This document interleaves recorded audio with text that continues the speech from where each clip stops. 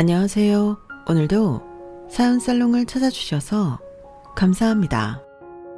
저는 30대 외아들을 가진 내일 모레면 60이 되는 여자입니다.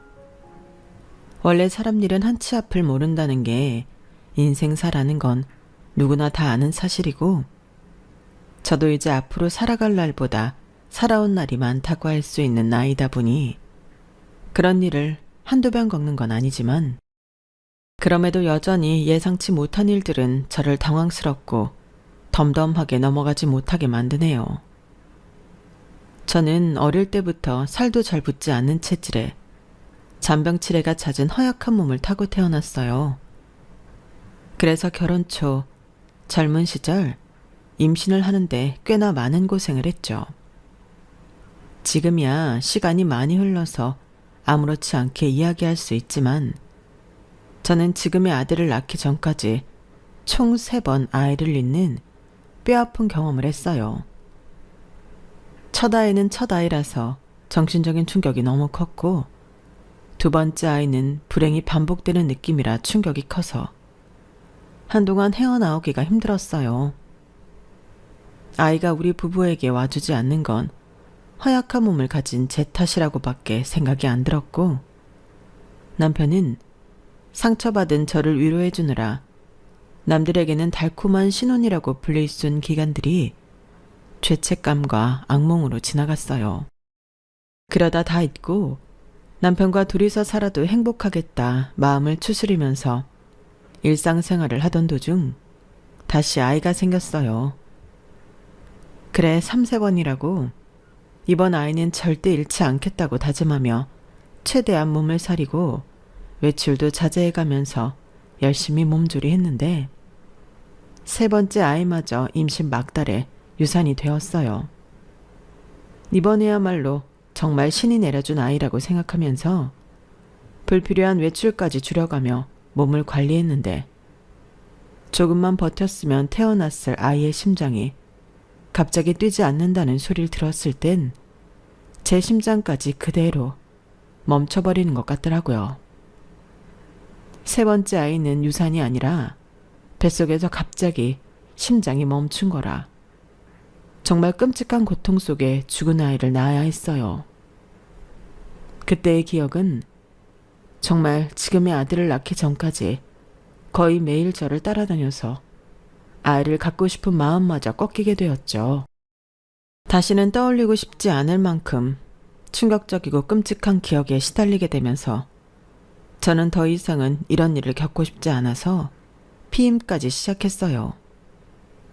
누군가는 뭐 그렇게까지 했나 싶을 수 있지만, 그때 저는 아이를 낳고 행복하게 키우며 사는 삶이 제 것이 아니라는 생각이 들었고, 다른 건강한 엄마의 몸이었다면 진작에 태어나고도 남았을 아이들이 제 허약한 몸 때문에 자꾸만 세상 빛도 못 보고 죽어나간다고 생각하니 차라리 피임을 해서라도 아이가 생기는 걸 막아야겠다는 생각까지 들더라고요. 여보, 이렇게까지는 하지 말자. 그래도 혹시 모르잖아. 건강한 아이가 찾아와 줄지. 아니야, 여보. 나 더 이상은 아이를 낳고 싶지 않아. 이런 상태에서 아이를 낳아봤자 세상 빛도 못 본 아이들한테 미안해서 자꾸 생각날 것 같아. 그냥 이제 아이 낳는 건 포기할래. 혹시 당신도 아이가 너무 갖고 싶었던 거라면 이혼해줄게. 내 몸 상태 때문에 당신 미래까지 바꾸고 싶진 않아. 그때 저는 아이들이 제 몸에서 죽어나갔다는 죄책감에 정말 제정신이 아니었던 것 같아요. 지금 생각해보면 그 말도 남편에겐 큰 상처가 됐을 텐데, 그런 말을 정말 아무렇지도 않게 했던 걸 보면 말이에요. 사실 힘든 건 저뿐만이 아니었을 텐데, 당시 저는 몸과 마음이 너무 지쳐있어 남편까지 헤아릴 시간이 없었던 것 같아요. 아이를 3번이나 유산하고 나니 제 스스로에 대한 자책감에 혐오감까지 고개를 들더라고요. 3번째 아이는 출산을 앞두고 원인도 모른 채 눈을 감은 거라 정말 제정신으로 살 수가 없었어요. 다 저 때문인 것 같았고, 남편도 제가 아니라 다른 건강한 여자를 만났다면 이런 일을 겪지 않아도 됐을 텐데, 그러한 생각에 사로잡혀서 미쳐버리기 일보 직전이었던 거죠. 그래도 남편은 정말 고맙게도 그렇게 엉망이 된 저를 잘 다독여주고 이해해줬어요. 여보, 난 아이가 갖고 싶긴 했지만 그건 다 당신이 내 아내일 때의 이야기야. 나는 나랑 당신 사이에 아이를 보고 싶고 그 아이를 키우고 싶은 거지. 아이 때문에 당신이랑 헤어져야 한다면 아이는 안 가져도 좋아. 애초에 당신이 좋아서 결혼한 걸. 둘 사이에 건강한 아이가 태어나 준다면야 너무 행복하겠지만 나랑 당신 사이에 아이가 허락되지 않는다면 어쩔 수 없는 거지. 그것 때문에 당신이랑 헤어질 생각은 절대 없어. 그러니까 이혼해 준다더니 그런 이상한 소리 하지 마. 나는 그냥 당신이 원하는 대로 할 테니까. 여보, 내가 정말 미안해. 나도 정신 차리고 살고 싶은데 그러기가 너무 힘들어. 당분간은 아이가 생긴다 해도 내가 지켜낼 자신이 없을 것 같아. 솔직히 이번에는 아기를 만날 수 있을 줄 알았는데 그 꿈마저 좌절되니까 그냥 이게 내 운명이 아닌 것 같고 이제 포기하라는 계시인 것만 같아. 그래, 다 무슨 말인지 나도 당연히 이해하지. 당신 하고 싶은 대로 하자. 나중에 낳더라도 당신이 진심으로 원할 때 다시 갖자. 우선은 당신 몸이나 마음 건강부터 회복하는 게 먼저야. 건강해야 나중에 아이를 낳던 말던 다시 생각이라도 해보지. 안 그래? 맞아. 이해해줘서 고마워, 여보. 계속해서 꺾이는 희망에 본인도 힘들고 지쳤을 텐데 남편은 그런 상황에서도 저를 가장 먼저 신경 써줬어요. 솔직히 말하면 저는 제가 너무 힘들다 보니 남편이 어떤 심정일지에 대해서는 헤아려 주기가 힘들었거든요. 말로는 고맙다고 했지만 사실 형식적인 인사였고 마음속으로는 남편은 아이를 유산하거나 직접 몸으로 잃어본 게 아니니 절대 제 심정을 이해하지 못할 거라고만 생각했어요. 저는 아직도 옆 분만실에서 터져나오는 아기 울음소리와는 달리 아기가 나오는 순간의 그 정적과 공기를 잊을 수가 없었거든요. 그때 받은 상처와 아픔은 여태 살아오면서 받은 어떤 상처와도 비교할 수 없었고 컨디션이 조금이라도 안 좋은 날엔 그 꿈을 꿨기 때문에 도저히 제정신으로 살 수가 없었던 것 같아요. 마음이 힘드니 남편에게 짜증도 늘었고 아마 남편도 그런 저에게 많이 지쳤을 거란 생각이 들어요. 남편과 관계를 가질 때도 병적으로 피임에 집착을 했고 약까지 챙겨 먹었어요. 여보, 피임약까지는 안 먹으면 안 돼? 그게 몸에 좋은 것도 아니고 임신이 그렇게 쉽게 되는 것도 아닌 거 알잖아. 제가 피임에 혈안이 되어 있는 모습을 볼 때마다 남편은 상처받은 얼굴을 했어요. 저도 남편에게 상처를 주고 싶진 않았지만 악몽 같은 3번의 유산을 겪고 나니 임신이라면 지긋지긋하더라고요. 혹여나 또 임신이 되었다가 유산이 된다면 더 이상은 제정신으로 못 살아갈 것 같다는 생각을 했어요. 그래서 남편에게 미안하지만 자식은 낳지 않는 걸로 하고 병적으로 피임을 했죠. 그런데 참 세상 사는 일이 우스워요. 그렇게 열심히 피임을 했는데 한번 피임약을 깜빡 안 챙기고 남편과 휴가차 여행을 간 적이 있었어요. 여행하느라 즐거운 와중에 약국에 들리고 할 정신이 없어서 설마 이거 가지고 되겠어 라는 생각으로 약막 생략한 채로 피임을 했어요. 그런데 정말 이게 무슨 운명의 장난인지 여행을 다녀와서 한동안 몸 상태가 쎄해서 테스트기를 해보니 2줄이 뜨더라고요. 아, 세상에. 2줄이 뜬 테스트기가 그렇게 반갑지 않았던 건 그때가 처음이었던 것 같아요. 또다시 아이를 잃을까봐 전전긍긍하며 생활하고 싶지도 않았고 그냥 포기하는 심정이 되더라고요. 여보, 나 임신했어. 어? 그게 무슨 소리야? 우리 다 피임했잖아. 내 말이 그 말이야. 생길 애들은 어떻게든 생긴다더니 그게 정말인가 봐. 그런 거면 축복 아니야? 한 번만 더 믿고 우리가 잘해보면 되지 않을까?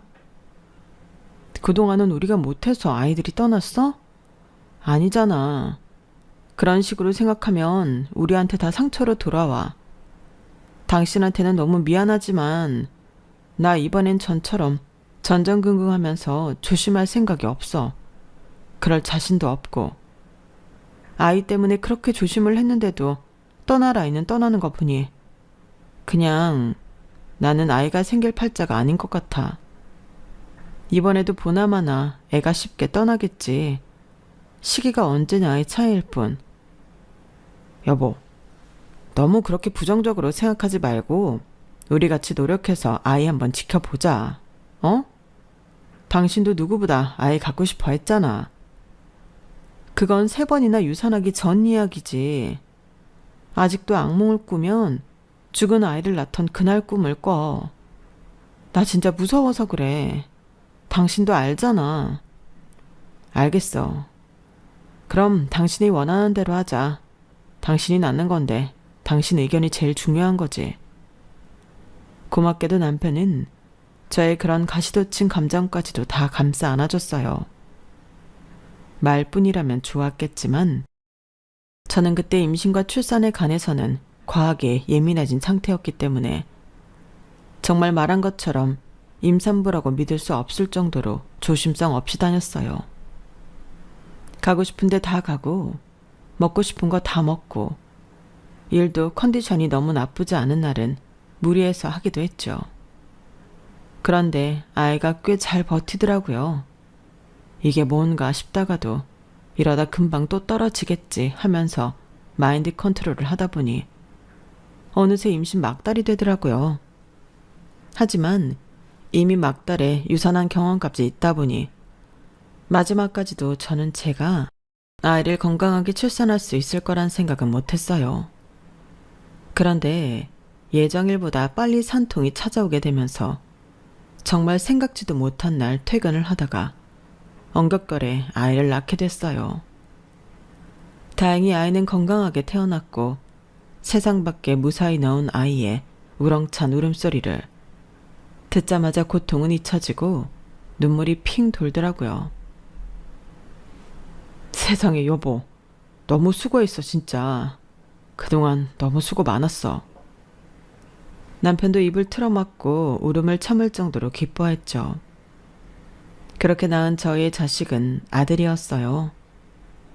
정말 너무 힘들게 가진 아이다 보니 당연히 애착을 가질 수밖에 없었어요. 하지만 동시에 제가 그 전에 아픔들을 통해 배운 건 아무리 혼자 애쓰고 노력해도 안 되는 건 안 된다는 것과 집착이 과하면 오히려 독이 된다는 거였어요. 그래서 힘들게 낳은 아이치고는 아들을 나름대로 강하게 키웠던 것 같아요. 누구보다 아이가 소중했지만 너무 애한테 매달리지 않고 일정한 거리를 두려고 정말 노력을 많이 했죠. 남편을 닮아서인지 아들은 큰 걱정할 필요 없이 정말 착한 아이로 컸어요.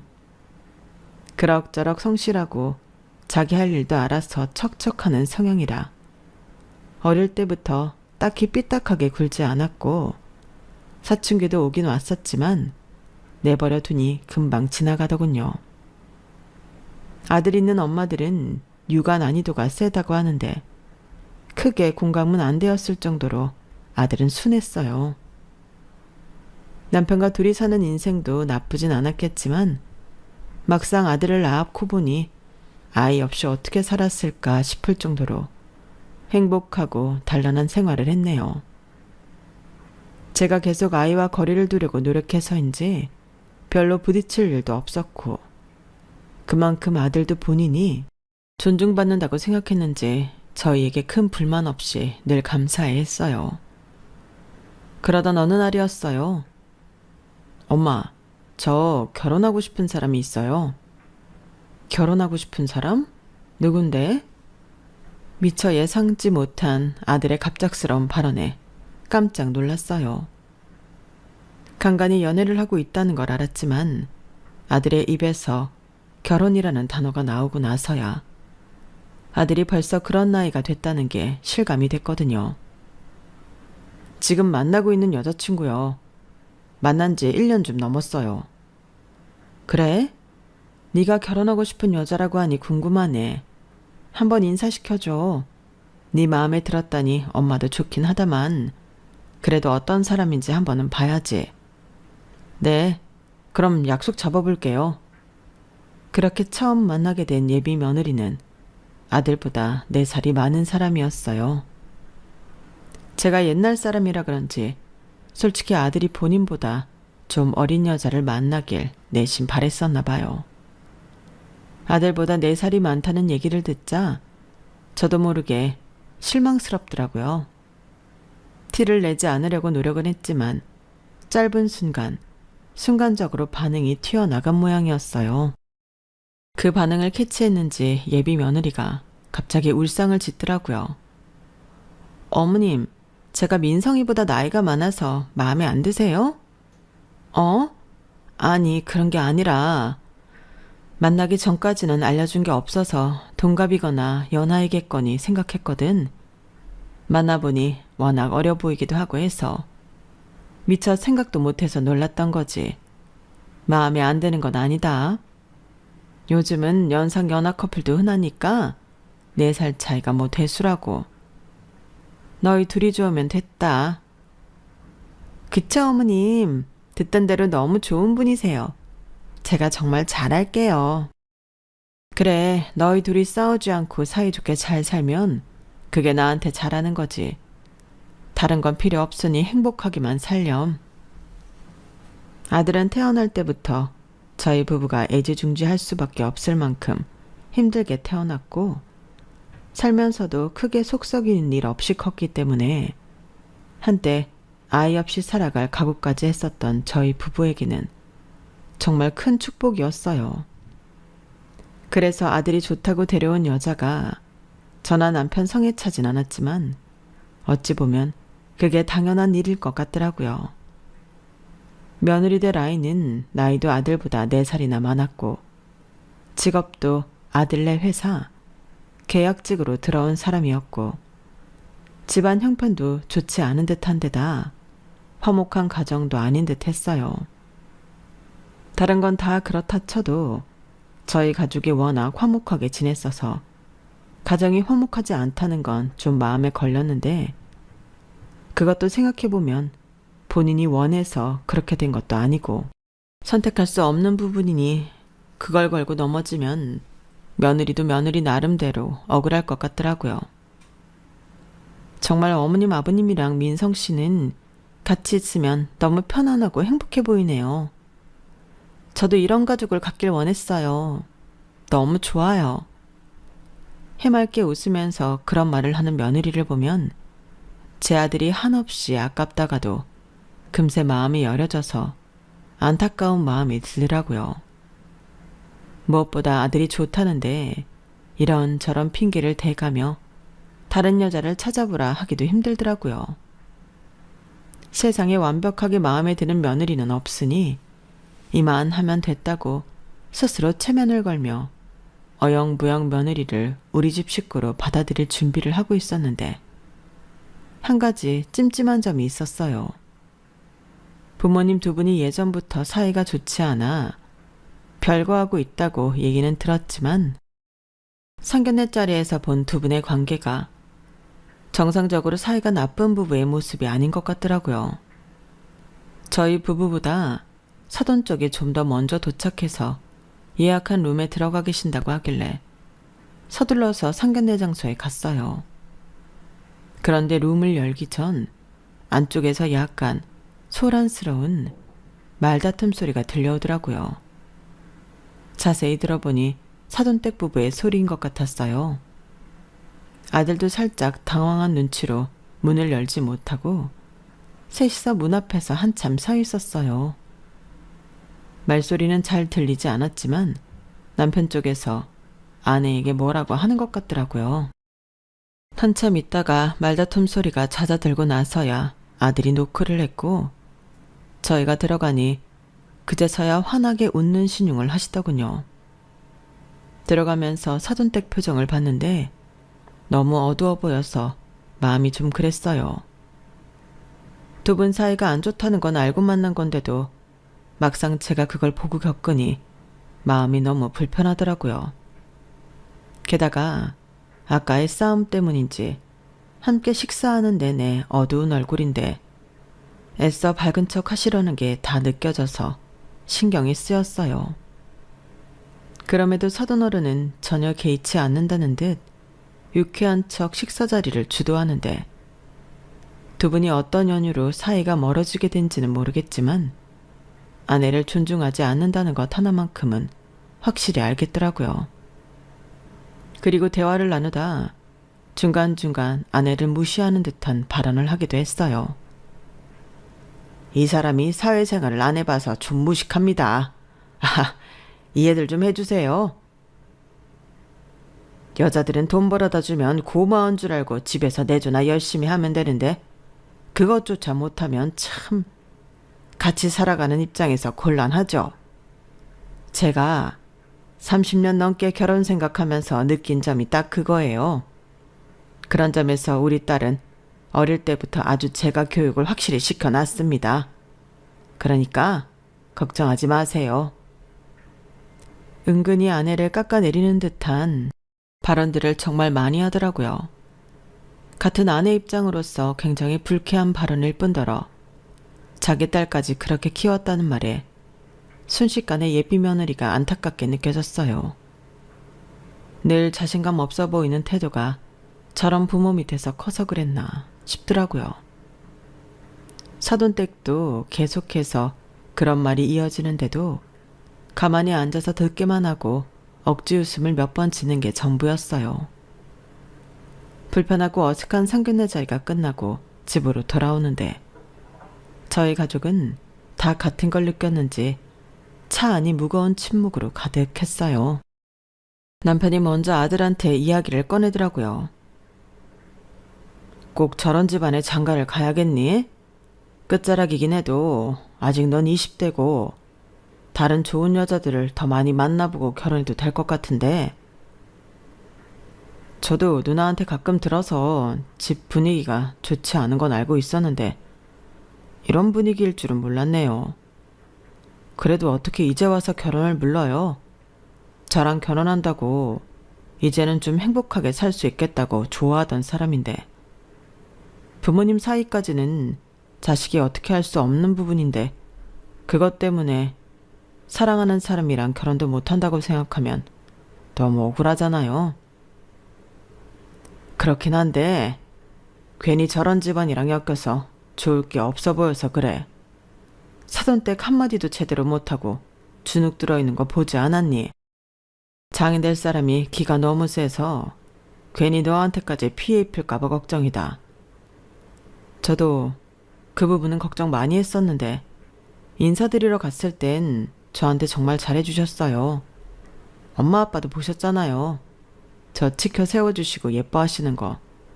너무 걱정하지 마세요. 그야 그렇지만 저도 한마디 거들려다 관뒀어요. 아들 눈이 너무 슬퍼 보였거든요. 겪어보진 않았지만 그 심정이 뭔지 알 것도 같아서 더 이상은 아들을 설득하기가 힘들더라고요. 저는 그저 저런 분위기에서 자란 사람이라 아들에게 영향을 미칠까봐 그게 걱정이 됐던 건데 오래 만나도 아들이 더 오래 만나봤으니 스스로 무례한 판단은 안 했을 거라고 막연히 믿어보기로 했죠.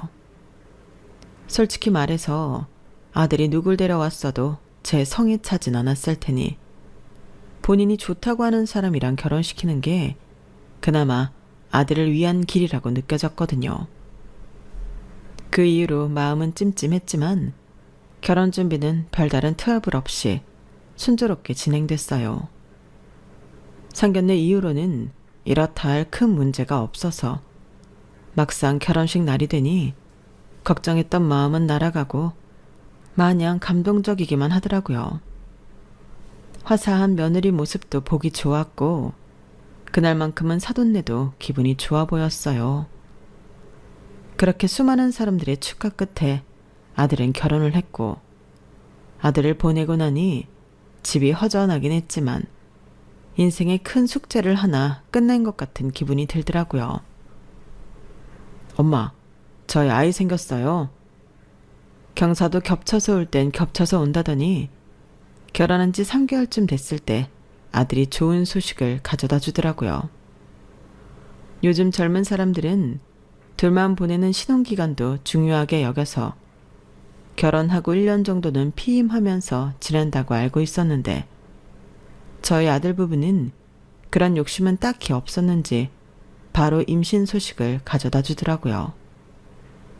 솔직히 할머니 된 입장에서는 너무 반가운 소식이었기에 마음껏 기뻐할 수 있었지만 한편으로는 너무 바로 아이를 가진 거 아닌가 걱정도 들더라고요. 세상에 너무 축하한다 우리 아들. 그런데 생각보다 너무 빨리 생긴 건 아니니? 둘은 신혼 안 보내도 괜찮아? 여행도 잘 다녀왔는데요 뭐. 솔직히 전 조금 아쉽기는 한데 아내가 너무 기뻐해서요.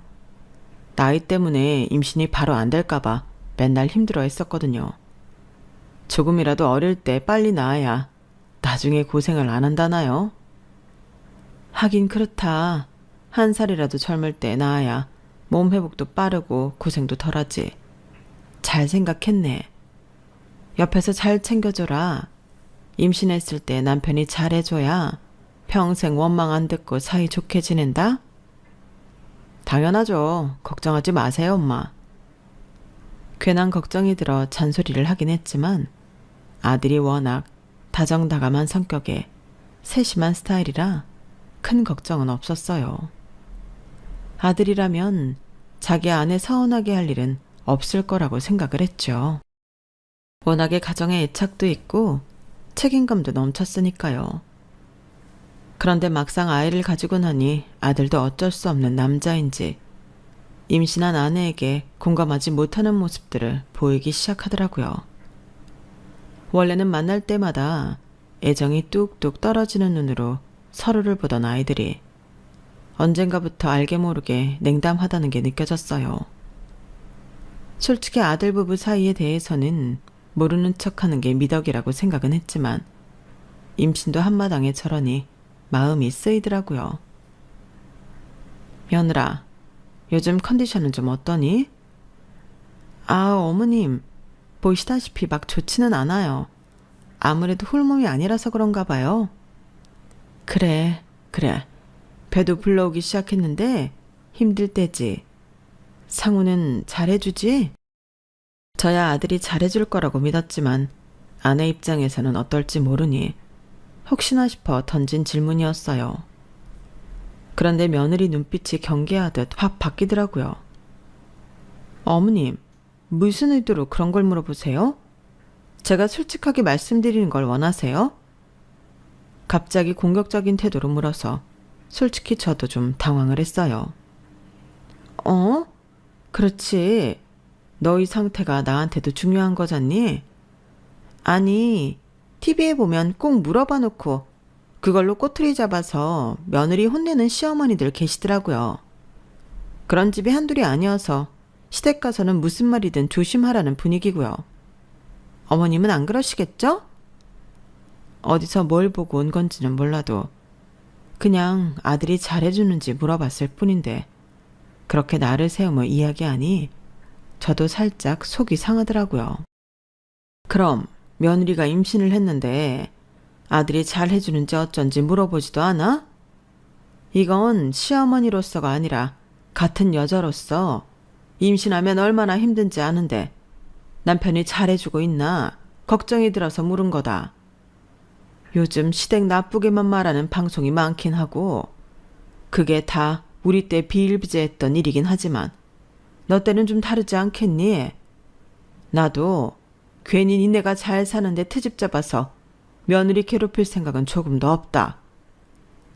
저도 사람인지라 필요 이상의 경계를 받으니 억울하고 살짝 화도 나서 언성이 높아지더라고요.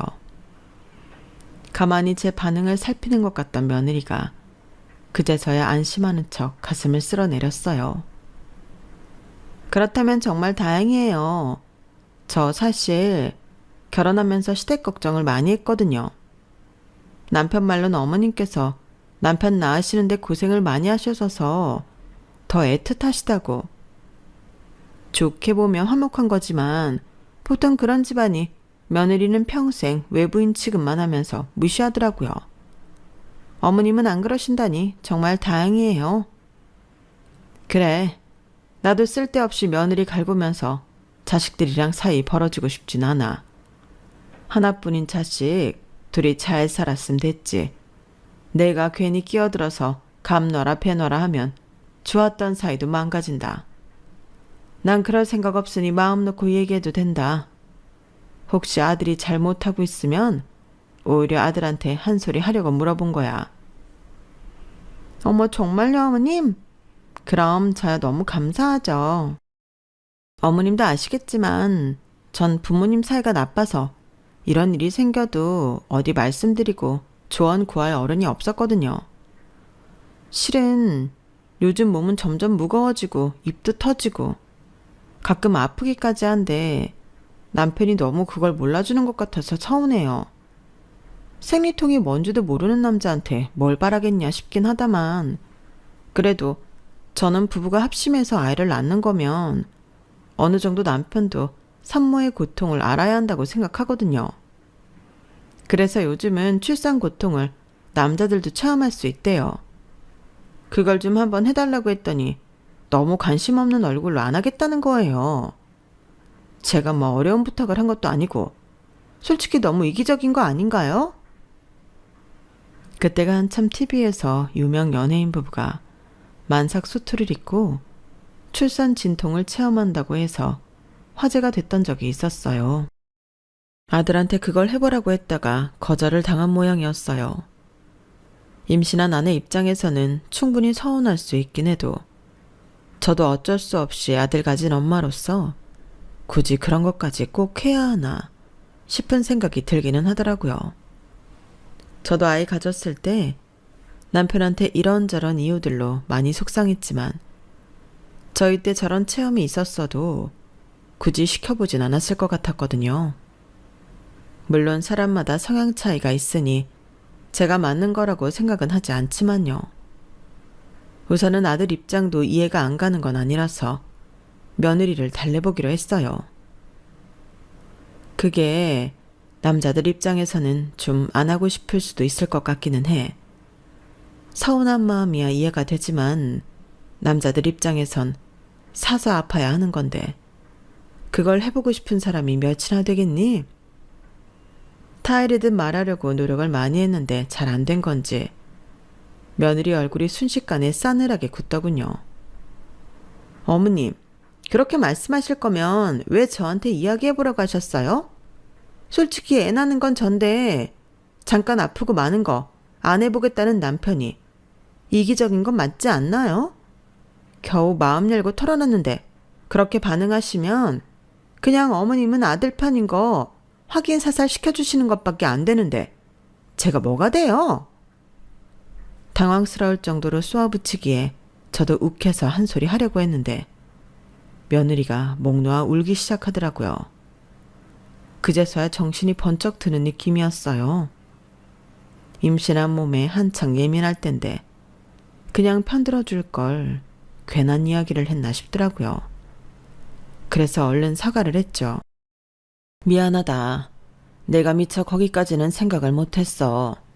아들한테는 내가 한 소리 해주마. 나도 임신했을 때 너처럼 서운했던 적이 많은데 그 시절 생각을 못하고. 울지 말렴.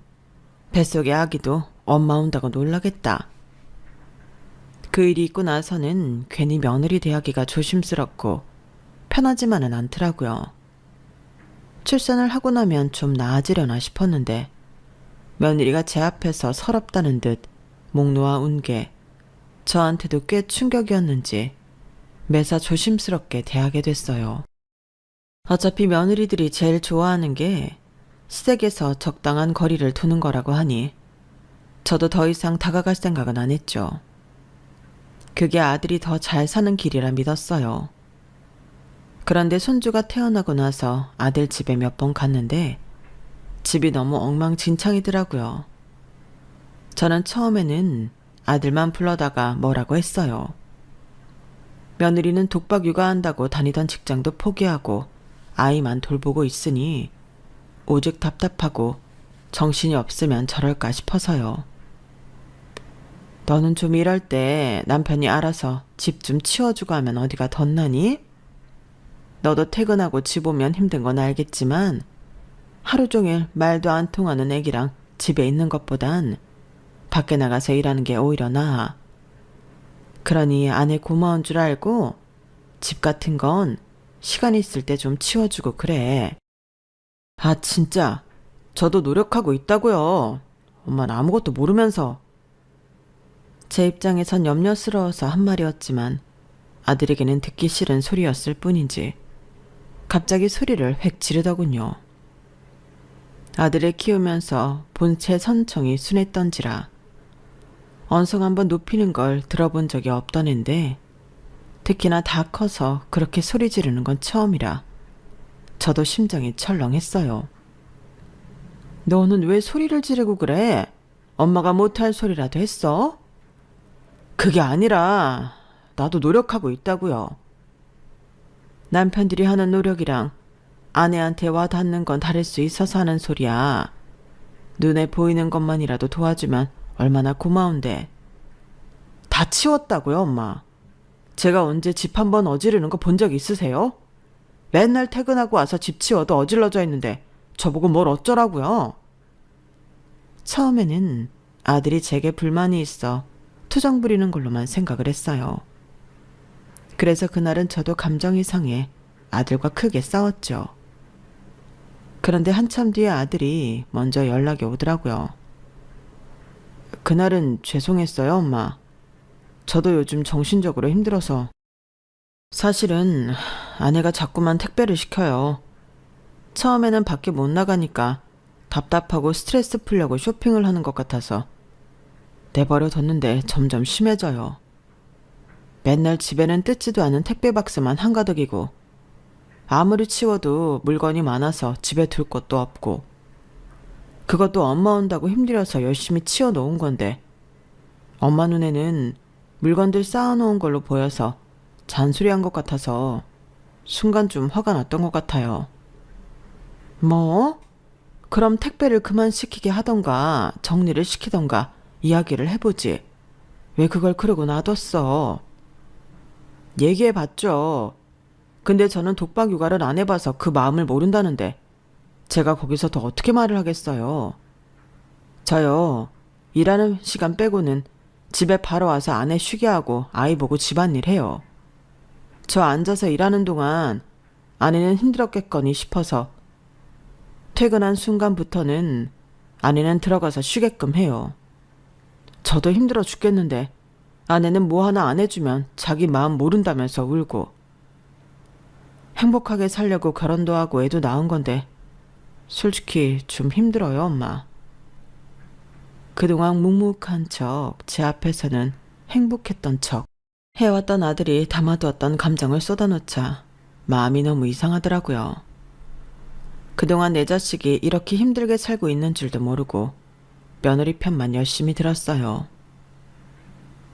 며느리 편을 들어주는 게 제 아들을 위한 길인 줄로만 알고요. 그런데 그게 딱히 그렇지도 않더라고요. 얘기를 들어보니 느낌이 딱 왔어요. 제 앞에서 목 놓아 울고 더 이상 제가 본인 영역에 침범하지 못하게 했듯 아들에게도 비슷한 방법을 썼을 거라는 걸요. 문득 상견례 때 봤던 사돈 어른이 생각이 났는데 아들 부부의 모습이 사돈과 다를 바가 없다는 걸 문득 깨달았어요. 사돈댁을 은근히 깎아내리는 화법을 쓰며 무시하던 사돈과 그 앞에서 한마디 말도 못하던 사돈댁이요. 생각해보니 며느리도 그런 화법을 쓰고 있는 것 같았어요. 그렇게 생각하니 더 이상은 개입 안 하고 손 놓고 있기가 좀 그렇더라고요. 아무리 자식 부부 일에 관여하는 거 아니라지만 제가 아들한테 한 소리 한 데는 이유가 있었거든요. 정말 사진으로 찍어서 어디 보내보면 TV 프로에도 올라올 정도로 좁은 집에 물건이 쌓여 있고 아이 눕힐 공간만 겨우 있는 정도였어요. 손주도 면역력이 좋지도 않은 아기인데 아기 있는 집에서 그렇게 집 위생을 신경 쓰지 않는다는 게 정말 말도 안 되는 거였죠. 일하다 손주 건강도 잃고 내 아들 정신 건강도 잃겠다 싶어 다시 며느리를 찾아갔어요. 분명 미리 말을 하고 갔음에도 며느리의 차림새를 보니 문득 알겠더군요. 저 또한 며느리한테 어느 정도 기들여져 있다는 사실을요. 아무리 애엄마고 정신이 없어도 시어머니가 온다는데 최소한의 예의는 갖추지 않나요? 제가 본 며느리는 며칠을 안 감았는지 떡진머리를 대충 틀어 올려 묶고 다 늘어난 검은 티에 추리링 바지를 입고 있었어요. 그것 또한 아이를 키우니 그럴 수 있다며 눈 감아주던 것 중 하나지만 며느리가 저를 편해도 너무 편하게 생각하고 있다는 사실을 새삼 깨달았죠. 너는 시부모가 왔는데도 꼴이. 애 키운다고 네 100번 이해해보려고 해도 너무 심한 거 아니니? 네? 어머니, 갑자기 찾아오셔서는 무슨 말씀이세요? 이야기 다 들었다. 나는 너희 집에 올 때마다 집이 개판이길래 아들이 집안일에는 손도 안 대는 줄 알고 아들만 주구장창 잔소리했었는데 그러더라. 출근한 시간 외에는 다 본인이 일한다고. 그럼 너도 아들이 애 봐주는 중에는 좀 택배도 치우고 할 수 있는 거 아니니? 봐봐. 지난주에 내가 왔을 때도 저 택배가 저기 그대로 있었던 것 같은데 아직까지 안 뜯을 거면 왜 산 거야? 돈이 썩어나는 것도 아니고 소비를 줄이든 샀으면 잘 치우든 둘 중 하나는 해줘야 할 거 아니야. 그동안 네가 힘든 줄 알고 올 때마다 청소해주고 갔는데 애 생각은 안 하니? 아기가 면역력도 안 좋은데 이런 환경에서 키우면 어떻게 해? 아니 어머님, 갑자기 왜 이러세요? 안 하시던 시짜짓을 하세요? 뭐라고? 시짜짓? 네, 그럼 이게 시짜짓이지 뭐예요? 시짜짓은 괜한 핑계거리 만들어서 뭐라고 하는 게 시짜짓이지. 나는 충분히 이야기할 수 있는 걸 얘기하는 건데 이게 어떻게 시짜짓이야? 시부모님들은 다 그렇게 생각하시더라고요. 근데요, 며느리한테 뭐라고 하는 것 자체가 시짜짓이에요. 예쁜 손주 낳아서 안겨드리고 아들이랑 잘 살아주면 그게 최고의 며느리 아니에요? 도대체 왜 이렇게 바라는 게 많으세요? 내가 너한테 바라기는 뭘 바랬다는 거야? 기본은 하고 살아야지. 나도 웬만하면 이런 소리 안 하려고 했는데 그동안 말을 안 해서 그렇지 이 집을 어디 사진 찍어서 보내봐라. 다들 경악하지. 아, 정말 어머님 같은 시어머니 때문에 아들이 다 와이프랑 이혼하는 거예요. 외아들이고 늦둥이일 때부터 불길하다 싶더니만 그렇게 저 위하는 척 하시길래 어머님은 좀 다르실 줄 알았더니 결국 시짜는 시짜네요. 너 자꾸 시짜지짜 할 거야? 도저히 반성할 생각은 없어? 제가 반성을 왜 해요? 저도 저 나름대로 이유가 있어요. 결제하는 순간에는 육아 스트레스가 풀리는데 뭐 어떡하라고요? 그것 때문에 생활이 쪼들리면 남편이 더 열심히 일을 해서 더 벌어올 생각을 해야죠. 저한테 자꾸 돈 쓴다고 구박할 게 아니라요. 뭐라고? 며느리와 오랜만에 언성 높여가며 대화를 하다 보니 한 가지 사실만은 분명히 알겠더라고요. 아들이 며느리와 싸움이 불을 붙을 때마다 어마어마한 소리들을 했을 거라는 걸요. 이런 식으로 아들 기를 죽여가며 집안은 개판으로 만들어 놓고 애를 키웠다고 생각하니 화가 울컥 올랐어요. 겨우 진정시키려고 뜸을 들이고 있었는데 제 마음에 불을 지른 건 며느리의 한마디 때문이었어요. 참나, 이런 것도 이해 못 해주시고 저를 구박하러 달려오시다니. 어머님도 결국엔 남들과 다를 바 없는 시어머니네요. 그럴 거면 혼자 고생한 척은 왜 하셨어요? 차라리 대놓고 하세요. 안 하는 척 하는 거보단 그냥 본인이 시짜짓 하신다는 거 인정하고 마음껏 하시는 게 차라리 보기 좋을 것 같네요. 그래? 그럼 내가 제대로 된 시짜짓 한번 보여주마. 비아냥대면서 말하는데 순간 눈이 확 돌더라고요. 이게 저를 얼마나 만만하게 보면 그러나 싶어서 본때를 보여줘야겠다는 생각이 들었어요. 그래서 저는 며느리가 택배 박스 쌓아놓은 곳으로 가서 택배 상자를 집안 곳곳에 흐트러지게 던져버렸어요. 그 과정에서 탁상 스탠드가 넘어지기도 하고 물이 엎질러지기도 했죠. 집안은 더 난장판이 됐어요. 어머니, 제정신이세요? 지금 뭐 하시는 거예요? 뭐 하는지 몰라서 물어? 나 지금 제대로 된 시짜짓이 뭔지 보여주려고 그런다. 네가 아무리 더러워도 이 정도 개판난 집에서 며칠이나 버티겠니? 네 손으로 스스로 이거 다 치울 때까지 난 내 아들이랑 손주 이 집안에 못 보낸다. 그러니까 너 혼자 이 집 다 치울 때까지 연락도 하지 마. 알겠어? 뭐라고요? 어머님, 어머님. 저는 그 길로 아들에게 전화해 손주를 데려오게 시켰어요.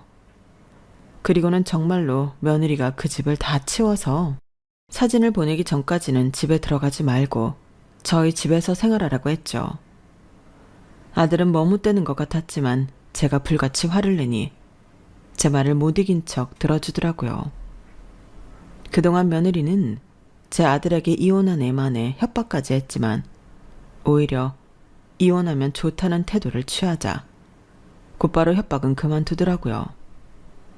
그래도 어찌나 황소고집인지 그 집을 다 치우는데 2주나 걸려서는 그제야 연락을 하더라고요. 다 치웠으니 애는 보게 해달라면서요. 저는 한 번만 더 이런 짓 하는 게 눈에 띄면 영영 아들과 손주 못 볼 줄 알라고 했죠. 시짜짓은 이 정도는 되어야 시짜짓이지. 네가 어떻게 하느냐에 따라 또 더한 시짜짓을 보여줄 수 있으니까 잘해줄 때 서로 잘하자. 알겠니? 네, 어머님. 결국 며느리는 혼자 고립된 기간 동안 꽤 무서웠는지 고분고분 제 말을 듣더라고요. 그러게, 잘해줄 때 그냥 감사히 살면 존중받았을 것을 왜 괜히 건방진 소리 해가며 사람 자존심을 깎으려다 도리어 당하는지 모르겠어요. 이런 걸 보면 요즘 젊은 며느리들도 무섭다는 말이 괜히 나오는 말이 아닌 것 같아요. 세상이 많이 바뀌어서 요새는 시어머니가 며느리에게 꼼짝 못하는 분위기로 바뀌어가고 있다지만 세상이 변해도 아닌 건 아닌 것 같아요. 이 사연을 보시는 여러분들도 혹시 이런 시건방진 소리를 하며 자기 할 도리를 안 하는 며느리가 있다면 참된 시짜 맛이 어떤 건지 한 번쯤은 따끔하게 알려줘야 할 필요가 있다고 생각해요. 속으로 끙끙 앓고 마음에 안 드는 걸 애써 눈 감아주며 서로 불편해지는 것보단 지를 땐 지르는 것도 필요하더라고요. 제 사연은 여기까지예요. 들어주셔서 고맙습니다. 건강하시고 행복하세요. 여러분, 사연 댓글에 응원과 현명한 조언 부탁드려요. 좋아요와 구독은 저에게 큰 힘이 됩니다. 오늘도 좋은 일 가득하세요.